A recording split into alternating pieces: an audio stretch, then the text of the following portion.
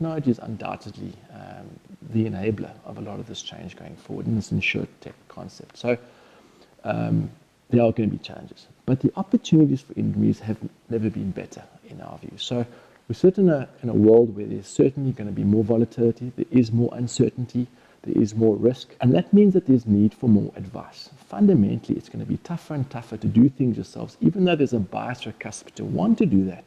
The risk of doing that is becoming more and more complex. There's a need for professionalism, and there's an opportunity for the broker to fill that space.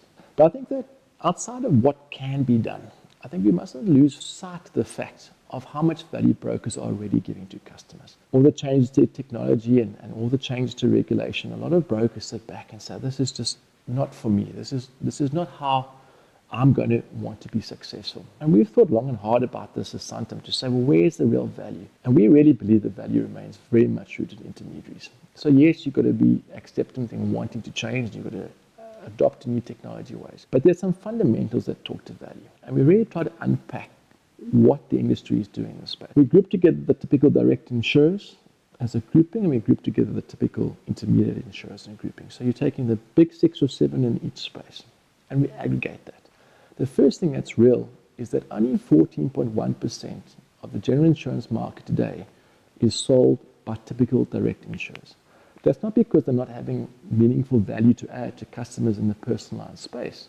It's because personal lines is not what the market is about. We've become conditioned to thinking, because of TV, that insurance is only necessarily about the consumer, it's about home and car, where the big premiums remain in commercial, corporate, and specialist risk classes, where the broker is not under threat, where the need for advice is fundamentally important. So the first thing to say is the big premiums are where the brokers are. 28% more is paid out in claim spend for those customers insured through intermediate insurers than to those insured directly. And again, that talks to the fundamental value that the brokers are adding to the clients through the claim stage that requires analysis, requires expertise.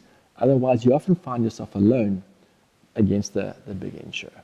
On aggregate, the number of claims complaints received for typical direct insurers is 42% higher than if you insure through an intermediary. So if you combine all the claims complaints that you've had for intermediate insurers and all those for the typical direct, the value proposition suggests that claims are way better handled in the intermediate insurers. And perhaps for me still the greatest argument for customer satisfaction comes to your churn rate, how long your customer stays with you in the books. And again, there the examples are very strongly in favor of the intermediary, with the churn rates in the typical intermediate space are 15% and less. Santam's rate comes in at that 15% mark. Direct insurers, the churn rates typically significantly over 25%. Customers are far happier, comfortable staying with the brokers than once in the direct space, which tends to churn far higher. This is a good time to be a broker. Brokers in the space where the big premiums are, they're in the space where greater value is being delivered through product providers and what they bring to the value chain to customers.